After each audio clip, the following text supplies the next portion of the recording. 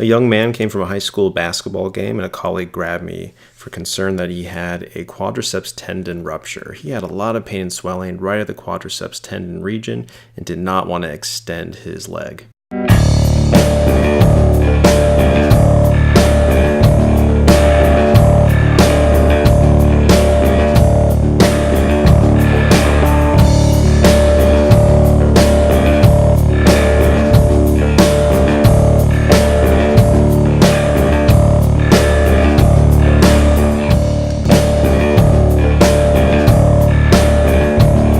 And in the longitudinal plane, we could see that there was retained tendon and a large hematoma underneath, which made muscle tear and hematoma much more likely to be the diagnosis, but we need to trace that tendon all the way to its insertion at the patella. You can see here that it inserts in the patella. There is a little bit of edema at that site, so it probably was a little tendon injury, but this was not a rupture. And with a little coaching, the patient was able to extend his knee.